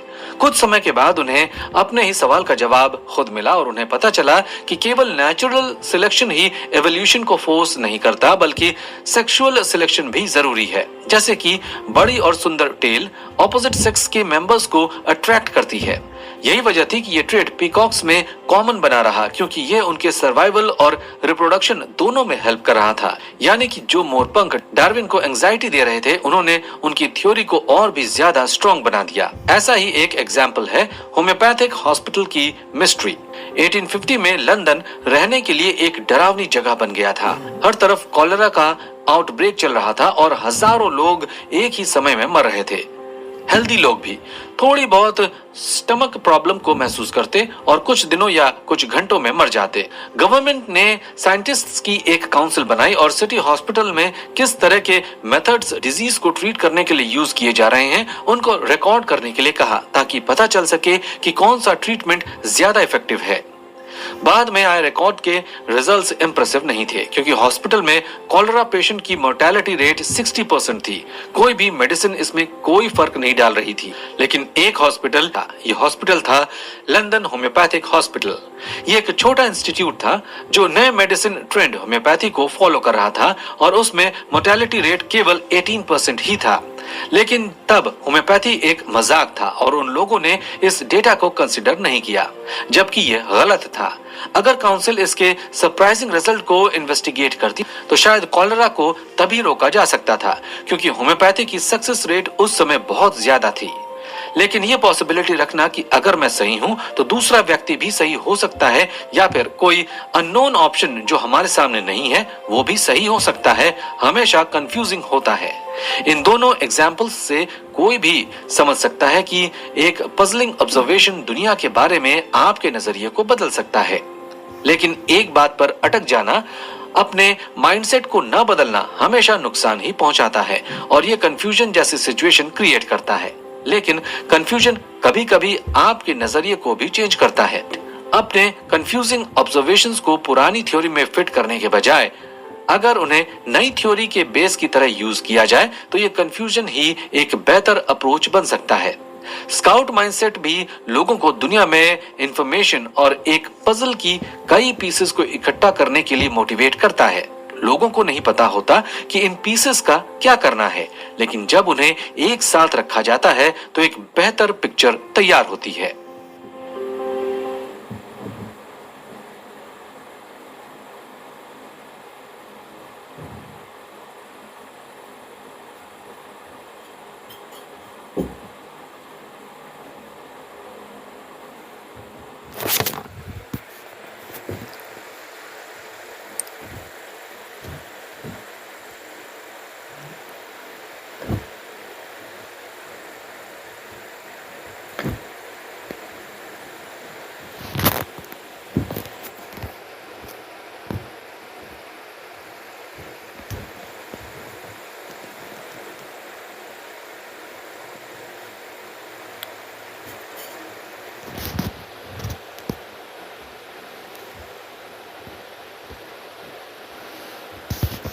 आपने अक्सर लोगों को कहते हुए सुना होगा कि हमेशा दूसरी तरफ के लोगों को भी सुनना जरूरी होता है, या फिर अपने इको चेंबर यानी कि हमेशा अपनी आवाज सुनने वाले चेंबर से बाहर निकलो, क्योंकि इसी से लोग अपना माइंडसेट बदल सकते हैं और अपने पर्सपेक्टिव को ब्रॉड कर सकते हैं।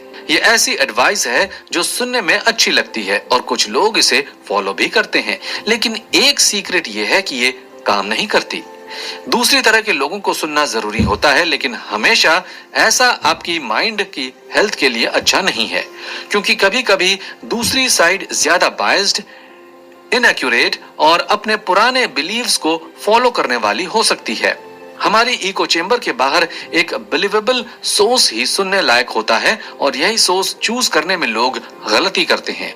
अगर आपको डिसएग्रीमेंट से सीखना है तो आपको ऐसे लोगों की बात सुननी होगी जो आर्ग्यूमेंट्स को इंफॉर्मेटिव बना सकें। चलिए उन कैरेक्टर के बारे में डिस्कस करते हैं जिनसे अपने इको चेंबर से बाहर निकलकर बात की जा सकती है। पहला, उन लोगों से डिस्कशन करना जिन्हें आप रीजनेबल समझते हैं। दूसरा, उन लोगों को सुनना जिनके साथ आप कॉमन इंटेलेक्चुअल ग्राउंड शेयर करते हैं। कॉमन इंटेलेक्चुअल ग्राउंड के लोगों से बात करने से वो डिसएग्रीमेंट रिप्रोडक्टिव हो सकता है, क्योंकि इससे आप कई नई चीजों के बारे में समझते हैं और लोग उनके आर्गुमेंट्स के साथ ज्यादा रिसेप्टिव भी होते हैं। इंटेलेक्चुअल ग्राउंड सेम होने की वजह से वो आर्गुमेंट आपकी अपनी लैंग्वेज में होता है। जैसे कि अगर किसी क्लाइमेट चेंज के बारे में कई नए एनवायरमेंटलिस्ट बात कर रहे हैं तो वो एक दूसरे की बात को बेहतर समझ पाएंगे, भले उनके बीच डिसएग्रीमेंट्स हो या ना हो। तीसरा, उन लोगों को सुनना और डिस्कशन करना जिनका गोल आपके जैसा ही है। सेम गोल शेयर करने वाले लोगों की प्रॉब्लम भी एक ही जैसी होती है। ऐसे में एक और कमेंट से आपको हमेशा बेहतर रास्ता मिलता है। एग्जाम्पल के लिए, एक एथेइस्ट व्यक्ति और दूसरे धर्म में यकीन रखने वाले व्यक्ति की बात करें तो हो सकता है कि इन दोनों में कई मामलों पर डिसएग्रीमेंट हो, लेकिन यह भी हो सकता है कि वो दोनों इस दुनिया को बेहतर बनाने का कॉमन गोल शेयर करते हो। ऐसे में डिसएग्रीमेंट के बाद जो आर्ग्यूमेंट्स होंगे वो प्रोडक्टिव होंगे और दोनों को एक दूसरे के पॉइंट ऑफ व्यू समझने और आइडियाज शेयर करने में मदद करेंगे। लेकिन डिसएग्रीमेंट से सीख न ले पाने का सबसे बड़ा रीजन है कि लोग जितना इसे आसान समझते हैं उतना ये है नहीं। लोगों को लगता है कि अगर दोनों लोग रीजनेबल हैं और एक अच्छी बात के लिए बहस कर रहे हैं तो लास्ट में एक स्ट्रेट फॉरवर्ड आंसर आएगा। हर इंसान एक्सप्लेन करेगा कि वो क्या और किस चीज में यकीन रखता है, और अगर एक इंसान अपनी पोजीशन को लॉजिक और एविडेंसेस से सपोर्ट कर पाएगा तो दूसरा कहेगा कि वह यू आर राइट और फिर अपना माइंडसेट बदल देगा। लेकिन ऐसा नहीं होता। जब एक इंसान लंबी बहस के बाद भी अपना माइंडसेट बदलने के लिए मना कर देता है तो सभी फ्रस्ट्रेट हो जाते हैं। लोगों को अपनी एक्सपेक्टेशन बहुत कम करने की जरूरत है। समझदार, रीजनेबल और अच्छे थॉट्स अपनी बिलीव्स को समझाने और दूसरे साइड को समझने वाले आइडियल कंडीशन में भी डिसएग्रीमेंट्स से सीखना कठिन होता है और ऐसी कंडीशन भी कभी तैयार नहीं हो पाती। ऐसा होने के 3 रीजन हैं। पहला, हम एक दूसरे के व्यूज को मिसअंडरस्टैंड करते हैं। चलिए इसे एक कहानी से समझने की कोशिश करते हैं। ब्लॉगर अलेक्जेंडर को अपने वर्ल्ड टूर के दौरान एक लड़की मिली और वो बता रही थी कि कैसे कुछ क्रेजी लोग एवोल्यूशन में यकीन रखते हैं। अलेक्जेंडर ने कहा कि वो खुद भी उन क्रेजी लोगों में से एक है। जिस पर उस लड़की ने आंसर किया कि मंकी कभी भी ह्यूमन में नहीं बदल सकते, और ऐसा इस पृथ्वी पर क्या है जिसने मंकीज को ह्यूमन में चेंज कर दिया। अलेक्जेंडर ने उसे समझाया कि एप में ह्यूमन में चेंज होना एक बहुत बड़ा एवोल्यूशन था और इसके लिए कई जनरेशंस का समय लगा, और उसने कई बुक्स भी रिकमेंड की जो उस लड़की को इस प्रोसेस के बारे में समझा सकती थी, लेकिन उसके लिए इसे समझने का कोई मतलब नहीं था। दूसरी वजह है बैड आर्गुमेंट्स, जो लोगों को गुड आर्गुमेंट्स के खिलाफ खड़ा करता है। और तीसरा रीजन है हमारे बिलीव्स एक दूसरे पर डिपेंडेंट है। अगर एक बिलीव चेंज होता है तो वह दूसरे बिलीव को भी बदल देता है। दोस्तों, अगले एपिसोड में हम बात करेंगे बिलीव्स और उनसे जुड़े आइडेंटिटी की। बने रहिए हमारे साथ और सुनते रहिए कुकू एफएम, सुने जो मन चाहे। एक पुराना नियम है कि लोगों को अपनी पॉलिटिक्स और रिलीजन के बारे में डिस्कशन नहीं करना चाहिए। ऐसा इसलिए कहा जाता है क्योंकि हम सब जानते हैं कि लोगों की पॉलिटिकल और रिलीजियस व्यूज कभी-कभी उनकी आइडेंटिटी का पार्ट होते हैं। अगर कोई आपके उस व्यू को क्रिटिसाइज करता है जो आपकी आइडेंटिटी का पार्ट है, तो आप उसको अपोज करते हैं। फॉर एग्जाम्पल, कुछ लोग साइंस में यकीन रखते हैं तो वो कहते हैं कि दुनिया किस तरह से काम करती है ये जानने के लिए साइंस सबसे बेहतरीन तरीका है, और साइंस और उसमें होने वाले रिसर्चेस को बहुत सारी फंडिंग और रिस्पेक्ट मिलनी चाहिए। वहीं कुछ लोग जो ऐसा नहीं सोचते, उन्हें लगता है कि साइंस उनकी बिलीव्स की केयर नहीं करता। ऐसी बहुत सारी चीजें हैं जो आपका आइडेंटिटी कार्ड बन सकती हैं, लेकिन कुछ लोग दूसरों से ज्यादा ससेप्टेबल होते हैं और उनकी जगह पर दूसरे लोग अपने बिलीव्स को मॉडिफाई करते हुए अपनी थिंकिंग को डेवलप कर लेते हैं। ऐसे लोग अपनी बात को लेकर रिजिड नहीं होते और इस वजह से काफी कुछ नया सीख लेते हैं। आपके थॉट्स आइडेंटिटी से किस तरीके से जुड़ सकते हैं, इस बारे में साइंस अब भी इवॉल्व कर रही है। ऐसी बहुत सी चीजें हैं जिन्हें ऑब्जर्व किया जा सकता है जो एक बिलीव को आइडेंटिटी में बदलती हैं। इसमें से दो सबसे जरूरी चीजें हैं खुद को डिफेंसिव दिखाना और अपने बिलीव्स पर प्राउड फील करना। दरअसल जब लोग अपनी आइडेंटिटी को बाकी दुनिया से अलग इमेजिन कर लेते हैं तो या तो वो ठीक इस तरह एक साथ कलेक्ट हो जाते हैं जैसे डायमंड को बनाने में कार्बन एटम्स प्रेशर बॉन्ड्स से जुड़ते हैं। एग्जाम्पल के तौर पर देखा जाए तो कुछ माइनॉरिटी रिलीजियंस सेक्टर या कुछ मॉक्ड सेक्टर्स ये मानते हैं नेचुरल डिजास्टर या सोसाइटल कोलैप्स होना जरूरी है, और अगर उनके बिलीव की वजह से उन्हें मॉक किया जाए या पर्सुएट किया जाए तो उन्हें लगता है कि उनका एक साथ आना या जो लोग साथ हैं उनके साथ खड़े होना उन्हें पावर देगा। ज्यादातर देखा जाता है कि हर इश्यू पर एक डोमिनेंट मेजॉरिटी और एम्बैटल्ड माइनॉरिटी तैयार हो जाती है। डोमिनेट करने वाली मेजॉरिटी को लगता है कि वो सही है और उसका अपने बिलीव्स पर टिके रहने का हक है, वहीं माइनॉरिटी को लगता है कि उसे सप्रेस किया जा रहा है और ऐसे में वो भी अग्रेसिव होती है। अब ये तो थिंकिंग और बिलीव्स की बात हुई, लेकिन जब लोग अपने बिलीव्स पर प्राउड फील करते हैं तब ये उनकी आइडेंटिटी का पार्ट बन जाता है। जैसे कि एक एग्जाम्पल से समझें तो आजकल क्रिप्टो करेंसी के चलन की बात हो रही है। आजकल क्रिप्टो करेंसी के चलन की बात हो रही है और कुछ लोग इस पर गर्व महसूस करते हैं कि वो बदलती दुनिया के साथ बदल रहे हैं। वहीं कुछ ऐसे भी हैं जो इन्वेस्टमेंट के अपने पुराने तरीके पर स्टिक रहना चाहते हैं। सेल्फ आइडेंटिफाइड ऑप्टिमिस्ट और पेसिमिस्ट दोनों अपने तरीके से दुनिया को देखने के लिए खुद पर गर्व महसूस करते हैं, और यही ऑप्टिमिस्ट अक्सर बात करते हैं कि क्रिटिसिज्म को चूज करना बहुत आसान है, पर फिर भी वो ह्यूमैनिटी की गुडनेस में बिलीव करते हैं। वहीं एक पेसिमिस्ट अपने आप को समझदार और सोफिस्टिकेटेड समझता है। प्राउड फील करना या एम्बैटल्ड फीड पर फील करना दोनों एक दूसरे पर डिपेंडेंट होते हैं। एग्जाम्पल के तौर पर कुछ लोग अपनी लाइफस्टाइल चॉइस में अपने आप को सुपीरियर समझ सकते हैं, लेकिन इससे दूसरों की लाइफस्टाइल गलत नहीं बन जाती। कभी कभी ये ऑब्वियस होता है कि कोई बिलीफ आइडेंटिटी बन जाएगा। अगर किसी की इंस्टाग्राम बायो की फर्स्ट लाइन पर प्राउड वीगन लिखा है और उसके सभी दोस्त वीगन हैं, वो व्यक्ति वीगन रैलियों में जाता है और उससे रिलेटेड टी शर्ट पहनता है, तो आप समझ सकते हैं कि वो एक आइडेंटिटी को कैरी कर रहा है। लेकिन हमेशा लोग इस तरह से ओपन नहीं होते, तब उन्हें नोटिस करने के लिए आप कुछ साइंस को उनमें देख सकते हैं। पहला साइन है आई बिलीव फ्रेज का बार बार इस्तेमाल करना।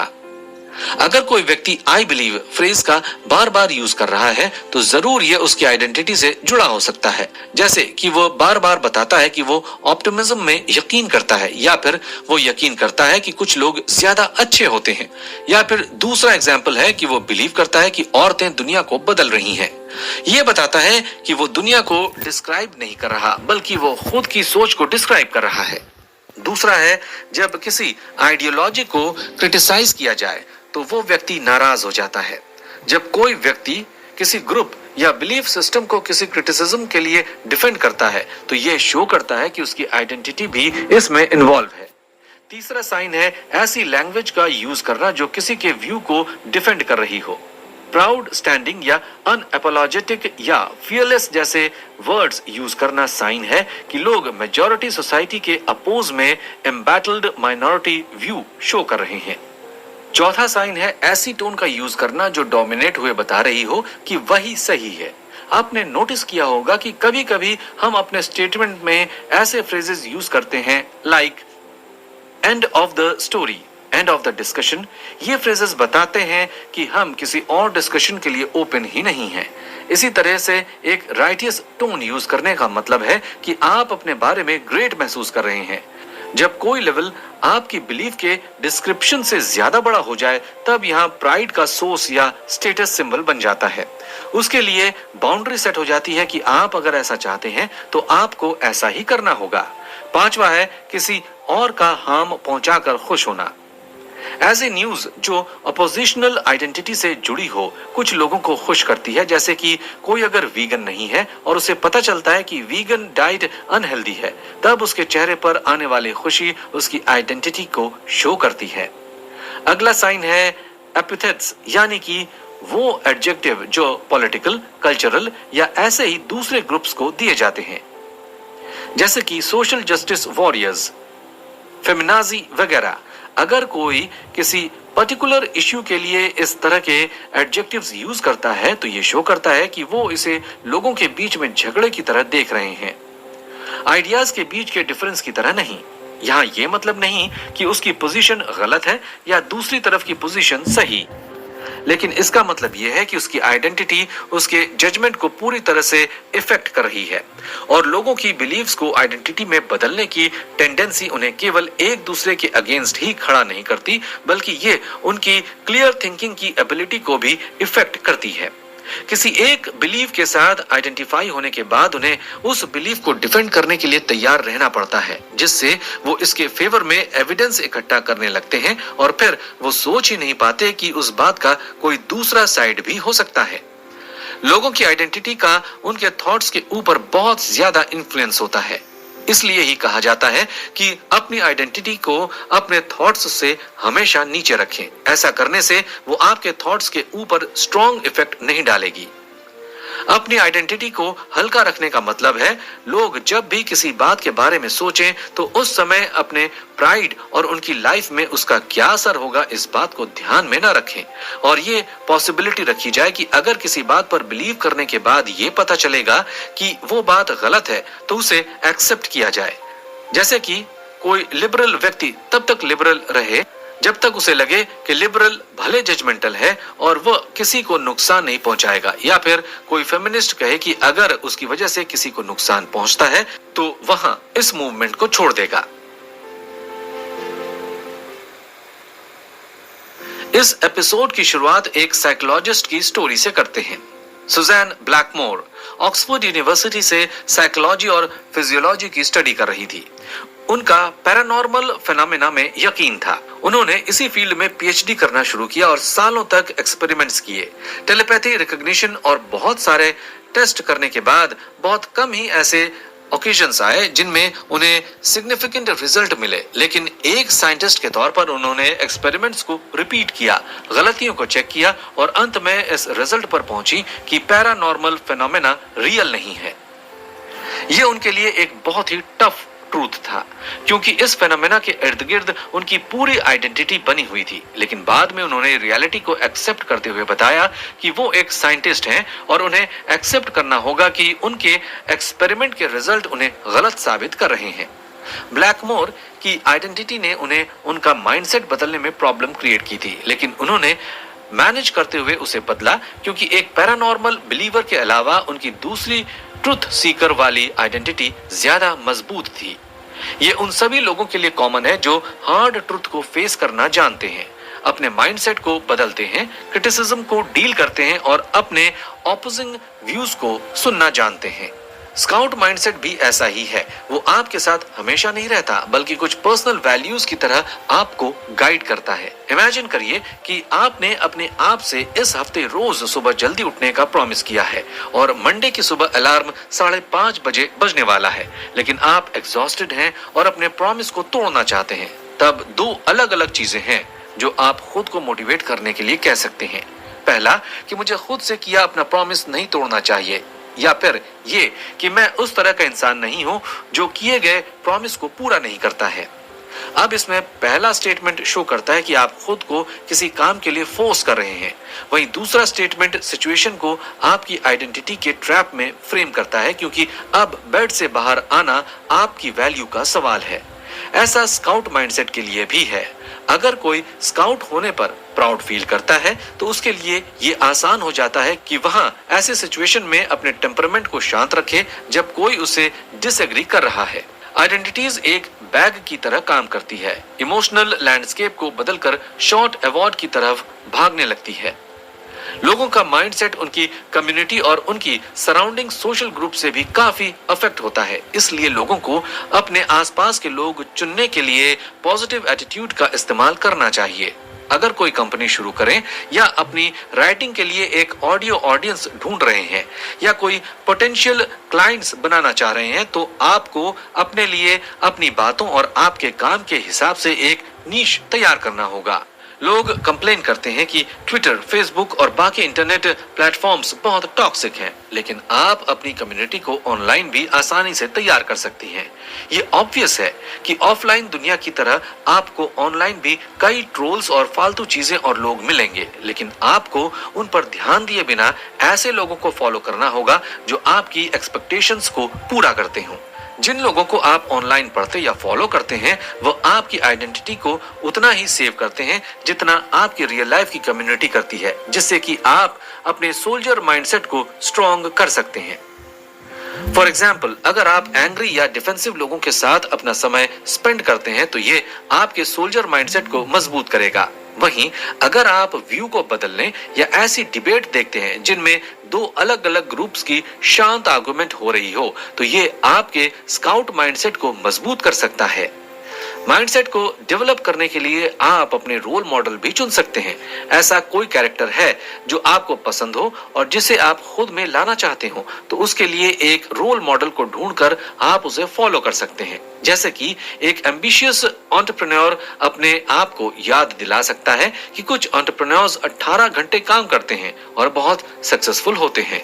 एक कॉमन एग्जाम्पल अपने पेरेंट्स का लेते हैं। वे अपने बच्चों के साथ पेशेंसली बिहेव करने के लिए पेरेंट्स, ग्रैंड पेरेंट्स और टीचर का रोल मॉडल मानते हुए चलते हैं। ऐसा ही स्काउट माइंडसेट के साथ है। जब आप ऐसे लोगों से बात करते हैं जो स्काउट माइंडसेट में बहुत बेहतर हैं, तो वो इसका क्रेडिट किसी रोल मॉडल को देते हैं जिसने उन्हें इंस्पायर किया। स्काउट माइंडसेट को फॉलो करना एक ऑप्टिमिस्टिक आइडिया है, लेकिन इसके लिए आपको जस्टिफाइड होना पड़ेगा।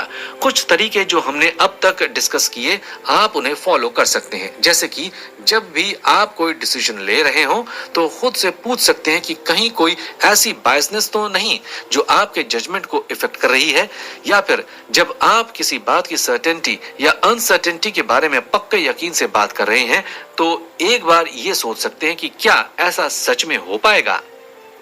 और भी कई सारे तरीके हैं, जैसे कि अपनी गलतियों से सीखकर खुद को अपडेट करना, या फिर बेवजह की बहस में उलझे बिना खुद के बिलीव्स को वेरीफाई करते रहना और उन्हें अपनी आइडेंटिटी से अलग रखते हुए लोगों के सामने एक बेटर एग्जाम्पल सेट करना।